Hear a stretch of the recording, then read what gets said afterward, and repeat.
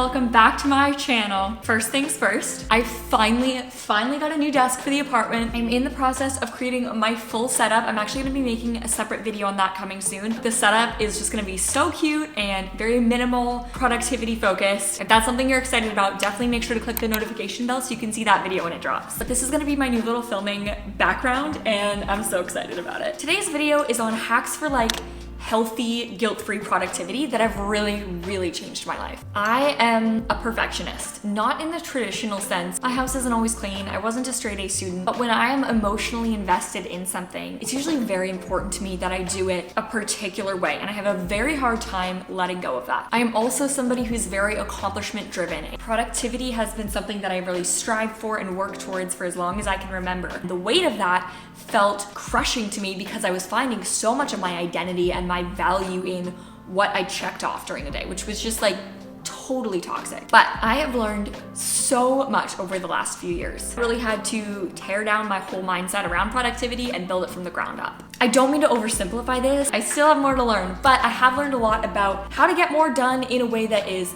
healthy and actually adds to my life. Let me know if you guys want to see a video on my whole productivity system, the actual tools that I use and my strategy and system and planning and everything. These are specific tips and hacks that you can introduce into your life and your system that'll make a huge difference. First thing on this list is to set lower goals. I'm a huge fan of goal setting. For me personally, I find it extremely beneficial to have a target to work towards. I feel like this helps me prioritize more effectively and get really clear on what needs to get done, where to invest my energy more strategically. That just usually leads to better results. I also have a habit of setting really extreme goals, very kind of all or nothing, which has caused a ton of problems for me. There's nothing wrong with setting big goals. I still do that. But the problem was that I only set big goals. This was a problem for several reasons. When the end goal was so big, it felt really daunting and I would feel really motivated and inspired for a week or two. And then after that, it just felt too hard. It was almost too much for me to even wrap my head around.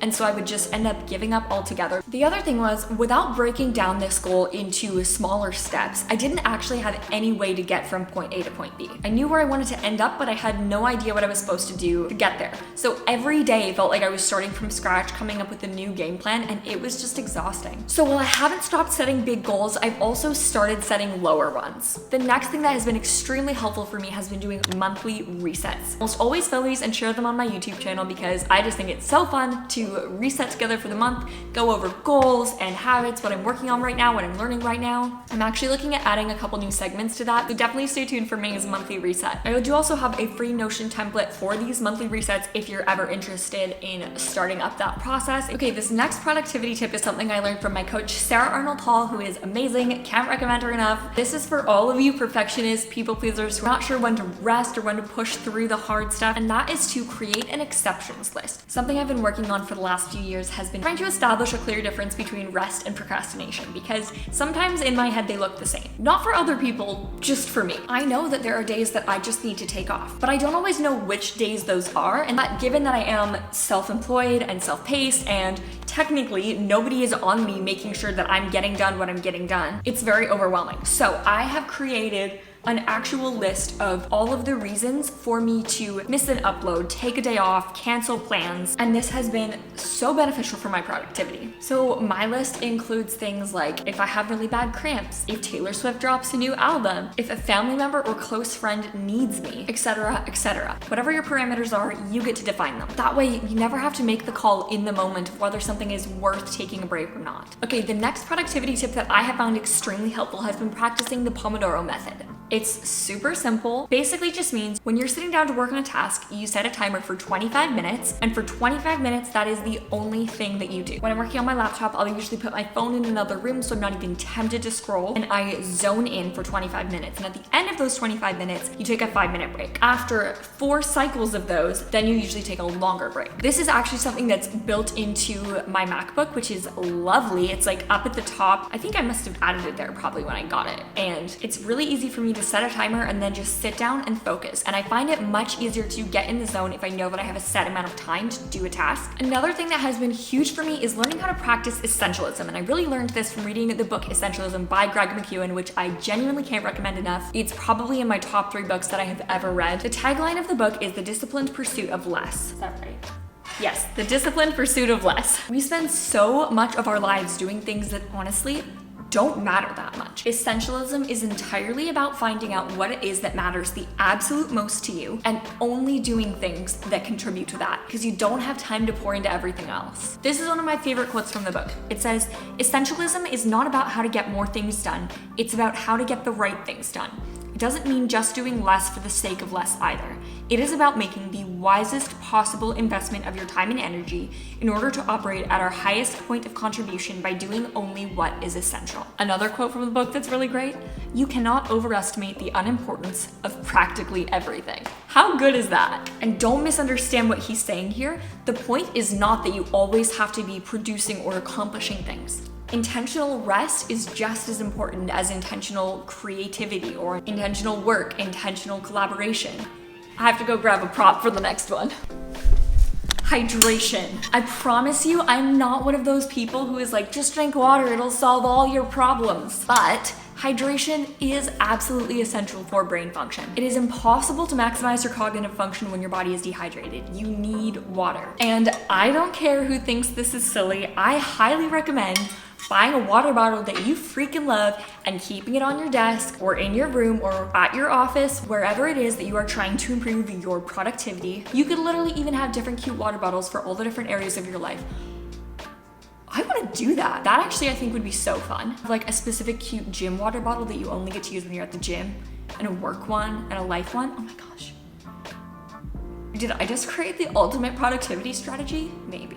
But I do absolutely love drinking water out of my Yeti. I'm not gonna lie to you, I think I'm slowly becoming a Stanley Cup girl. I don't own one, but I want one so bad. Like last December, I uploaded a video on 10 things that I wasn't gonna buy this year, and I specifically mentioned water bottles because I knew that if I didn't commit to you, the internet, that I wasn't gonna buy any, I 100% would have spent $60 on a Stanley Cup by now. But I did commit, and I haven't bought one. All this to say, drink water, get a cute water bottle. All right, next. Another way that I have been breaking down my goals is by actually setting weekly goal lists as well as daily to-do lists to my weekly planning. I recently added a section to my Notion Life Hub where I'll write out maybe the 4 or 5 major things that I want to make sure happen in a week. I often find when I sit down to write out my to-do list or time block my days, I feel like I'm forgetting things because when I look at that 24-hour period, there's not actually that much that has to get done. But there are probably a lot of things that I want to make sure happen at some point during the week. So it's been really, really helpful for me to write these little weekly goal lists of, okay, these are the major things that need to happen. Then I can more naturally fill out all of the little things that it will take to get those. This isn't a groundbreaking idea or anything, but it is a little habit that has been really helpful for me, and one of those things I'm just kind of kicking myself that I didn't start doing earlier. In general as well, I've just been writing shorter to-do lists. Personally, I find really long to-do lists very overwhelming and hard to sort through. I've often intentionally created longer to-do lists, feeling like, oh well, the more things I have on there, the more I have to cross off and the more accomplished I feel, but I'm finding that that's just not the case for me, and it actually ends up being very overwhelming. So I've been condensing those into typically like 5 items max. Despite the fact that it's the same amount of work, it feels much more doable to me. The final productivity hack that has changed my life, I will scream about this and die on this hill, and it is time blocking. I've actually been taking a break from time blocking over the last couple months as I've just been dealing with some mental health stuff and feeling very sensitive to goals and trying to hit targets, but I really do think that time blocking is just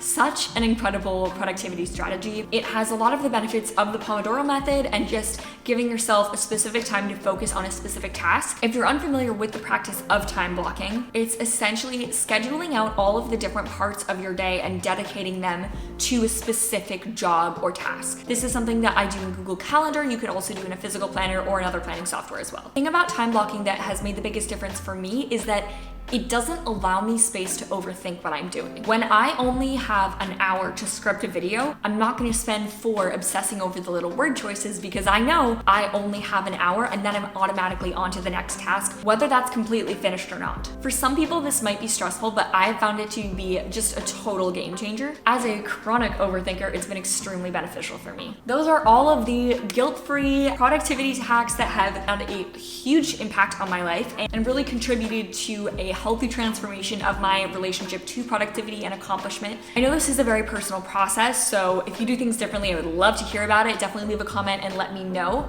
And also let me know if you do want to see that video on my full productivity system. I'm really excited about the potential of sharing it. I really appreciate you being here. Definitely make sure to click that subscribe button if you're new to my channel. I hope you have a good day because today is a good day to have a good day, and that's it. Bye.